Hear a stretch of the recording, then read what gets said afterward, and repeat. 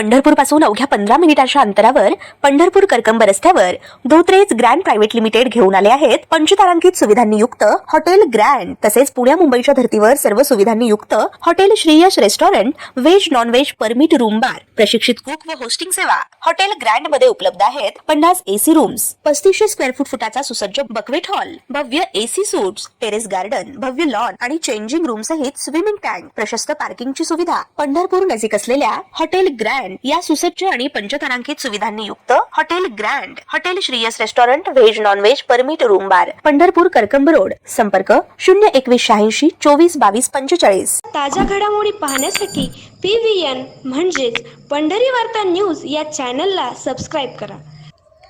पंढरपुरात दरवर्षी आषाढी यात्रा जवळ आली की पंढरपूर नगरपालिकेच्या माध्यमातून शहरात विविध ठिकाणी मुरुम टाकण्यासाठी लाखो रुपयांचे टेंडर काढले जाते।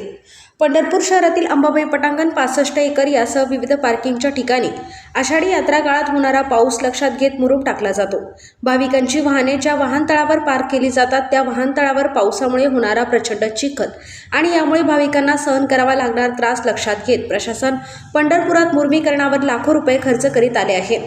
यावर्षी तर पंढरपूर नगरपालिकेच्या वार्षिक निवेदनात 50 लाख रुपयांचे अंदाजपत्रक केवळ मुरुम पुरवठ्यासाठी आहेत, तर यंदा बांधकाम विभागाच्या माध्यमातून ही शहरात विविध कामे केली जात असल्यामुळे सार्वजनिक बांधकाम विभागाकडून देखील विविध वाहनतळाच्या ठिकाणी तसेच ज्या ठिकाणी प्रशासनाकडून मुरुम टाकण्याच्या सूचना दिल्या जातील त्या ठिकाणी मुरुम टाकण्यासाठी जवळपास 1,68,00,00,000 रुपयांचे टेंडर काढण्यात आले आहे आणि यातून पंढरपुरात विविध ठिकाणी मुरुमही टाकला गेल्याचे दिसून आले आहे।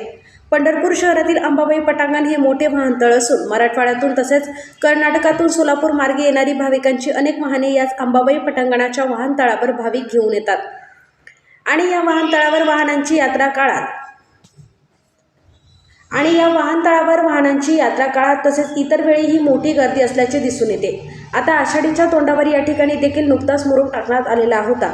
सार्वजनिक बांधकाम विभागाकडून हा मुरुम टाकल्यानंतर देखील या अंबाबाई पटांगणाच्या वाहनतळावर अक्षरशः जागोजागी पाण्याचे डबके, प्रचंड चिखल ही परिस्थिती काल आणि आज पाऊस पडल्यानंतर निर्माण झाल्याचे दिसून येत आहे।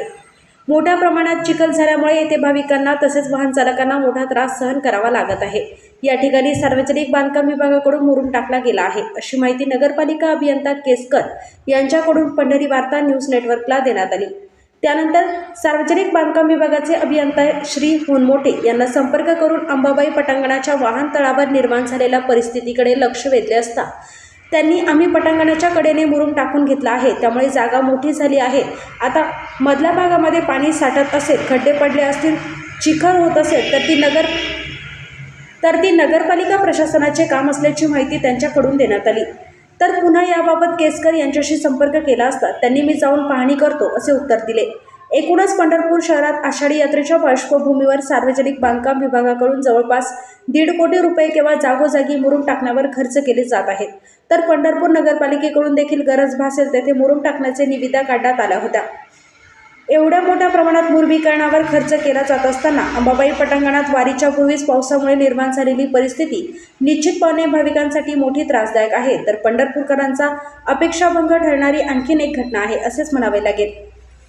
आषाढी यात्रेच्या पार्श्वभूमीवर जिल्हाधिकारी हे पंढरपुरातच थांबून आहेत, विविध ठिकाणी भेटी देत पाहणी करीत आहेत, तर दुसरीकडे सोलापूर जिल्ह्याचे पालकमंत्री जयकुमार गोरे हे देखील याच ठिकाणी अनेक भेटी देताना दिसून येतात।